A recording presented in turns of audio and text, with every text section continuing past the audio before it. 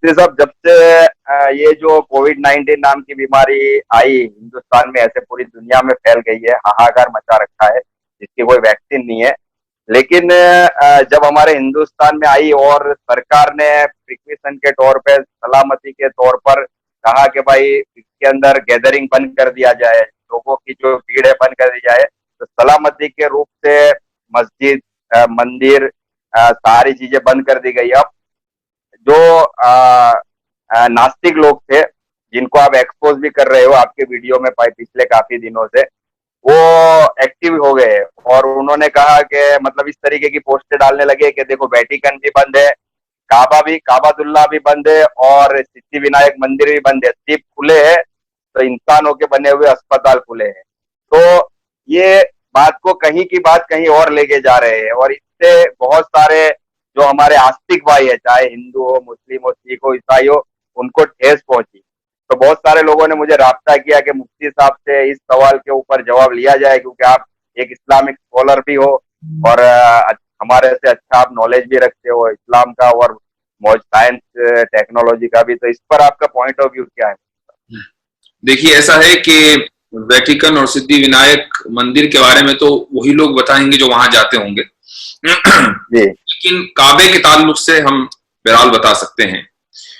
लोगों को ये समझना जरूरी है कि मुसलमान काबे की इबादत नहीं करते। अगर काबे की इबादत करते होते तो काबा बंद हो चुका। हम अल्लाह की इबादत करते हैं और अल-इयाज़ बिल्लाह ये कहना कि अल्लाह ताला छुट्टी पे चला गया, वो बंद हो गया, ये कहना दुरुस्त नहीं है। अल्लाह का जो काम है इस कायनात को चलाना, वो कायनात आज भी चल रही है और उसी तरीके से चल रही है। कायनात का जो निजाम है वो डिस्टर्ब नहीं हुआ है। हाँ, हमारी लाइफ डिस्टर्ब हुई है। तो काबा एक मस्जिद है, जैसे कि दुनिया में बहुत सारी मसाजिद है, लेकिन सबसे अहम मस्जिद है। यही फर्क है काबे में और दूसरी मस्जिदों में। रही बात ये जो सारे एथीस्ट निकल कर आ गए, नास्तिक लोग निकल कर आ गए और कहने लगे कि भाई कहां गया इनका खुदा। और अभी कुछ देर पहले जस्टिस काटजू ने एक ट्वीट, एक फेसबुक पर पोस्ट लिखी है एक जुमले की। वो लिखते हैं कि अगर खुदा मौजूद होता तो उसने कोरोना वायरस क्यों नहीं खत्म कर दिया, वो कोरोना वायरस क्यों नहीं खत्म कर रहा है। तो उसका जवाब भी मैंने उन्हीं के पोस्ट के नीचे लिखा है कि अगर साइंस ही अल्टीमेट सोल्यूशन है किसी भी चीज का, तो ये बताएं कि साइंस ने कोरोना वायरस क्यों फैलने दिया। ये तो साइंस की जिम्मेदारी है ना। ये साइंस की कमी हुई कि उसने कोरोना वायरस फैलने दिया है। तो साइंस से ये पूछा जाए कि अगर तुम ही अल्टीमेट सोल्यूशन हो तो ये फैला क्यों है। एक बात। दूसरी बात यह है कि इस वक्त आप किसी भी हॉस्पिटल में चले जाएं जहां कोरोना वायरस के पेशेंट्स हैं। मेरी आज ही मेरे एक अमेरिका में डॉक्टर हैं, दोस्त हैं, उनसे बात हो रही थी। उनके तहत बहुत सारे कोरोना वायरस के पेशेंट्स हैं। वो अजीब बात ये बताने लगे कि बहुत से ऐसे पेशेंट्स हैं जो 30 साल की उम्र के हैं, 40 साल की उम्र के हैं, लेकिन वो सर्वाइव नहीं कर पाए, उनका इंतकाल हो गया, उनकी डेथ हो गई कोरोना वायरस। उसके अलावा उन्हीं के अंडर में कुछ पेशेंट्स ऐसे हैं जो 70 प्लस हैं, 80 ईयर्स के हैं, 90 ईयर्स के हैं। वो अभी भी कोरोना वायरस के बावजूद वो जिंदा है, बल्कि रिकवर हो रहे हैं। तो ये कौन सी साइंस है? मैंने उससे पूछा कि क्या वजह है। वो कहने लगे कि भाई हर एक की बॉडी अलग है।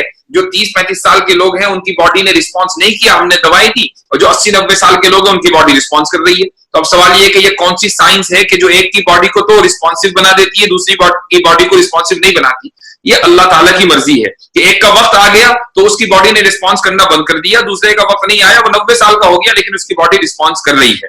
तो ऐसे लोग, उन लोगों को ये समझना चाहिए कि ये जो दुनिया है, ये कायनात पूरी की पूरी ये कॉज एंड इफेक्ट के सिस्टम को फॉलो करती है कि अगर एक कॉज होगा तो उसके बाद उसका इफेक्ट होगा। तो जाहिर है कि ये बीमारी जो बनाई गई है या बन गई है, whatever the reason is, ये बीमारी पूरी दुनिया के अंदर फैल रही है। तो जिसको बीमारी लगेगी वो बीमार होगा, वो हॉस्पिटल जाएगा। और बीमारी फैलने का एक बहुत स्ट्रॉन्ग जरिया ये है कि एक दूसरे से लोग मिले, सोशल डिस्टेंसिंग ना हो, ये बीमारी फैलने का जरिया है। इसलिए काबे को फिलहाल बंद कर दिया गया और भी जो बहुत सी मसाजिद है दुनिया भर की, वहां ये मसाजिद बंद कर दी गई। और ये मस्जिदों का बंद करना या काबे में नमाज ना होना, मस्जिद नबवी में नमाज ना होना, ये भी दरअसल इस्लाम ही की तालीम है। ऐसा नहीं कि हम इस्लाम से के खिलाफ जाकर कोई काम कर रहे हैं, ये भी इस्लाम ही की तालीम है। इस्लाम की तालीम ये है कि पहले आप तदबीर इख्तियार करें और उसके बाद फिर अल्लाह के ऊपर तवक्कुल करें। तदबीर किस तरीके से? जो भी डॉक्टर्स बताएं वो तदबीर है। तो डॉक्टर्स ने बताया कि सोशल डिस्टेंसिंग करना है तो तदबीर इख्तियार करो और उसके बाद फिर अल्लाह ताला से दुआ मांगो कि अल्लाह ताला आपको उस कोरोना वायरस से इन्फेक्ट ना करे। उसकी एक दलील है, और वो दलील ये है कि नबी करीम सल्लल्लाहु अलैहि वसल्लम के दौर में एक शख्स आया आप सल्लल्लाहु अलैहि वसल्लम के पास, और उसने वो ऊंट पर सवार होकर आया और उसने बाहर अपना ऊंट खुला छोड़ दिया।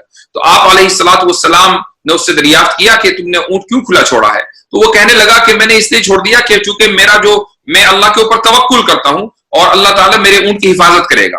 तो नबी करीम सल्लल्लाहु अलैहि वसल्लम ने उससे इरशाद फरमाया कि पहले तुम ऊंट बांधो और उसके बाद फिर तुम अल्लाह के ऊपर तवक्कुल करो। ऊंट बांधो और फिर तवक्कुल करो। ये जो ऊंट बांधना है यह तदबीर इख्तियार करना, यह सबब इख्तियार करना। तो हम सबब इख्तियार इसलिए कर रहे हैं मस्जिदों को बंद करके, तदबीर इसलिए कर रहे हैं चूंकि डॉक्टर्स ने बोला है। तो ये भी हदीस ही के मुताबिक है, ये भी इस्लाम ही के मुताबिक है। बिल्कुल, तो उम्मीद है कि एचएसओ को इसका जवाब मिल गया होगा। और जो वायरस है बिल्कुल ऐसी अदना मखलूक ने अशरफुल मखलूकात को परेशान कर रखा है। तो ये भी एक बहुत बड़ी अल्लाह की कुदरत है।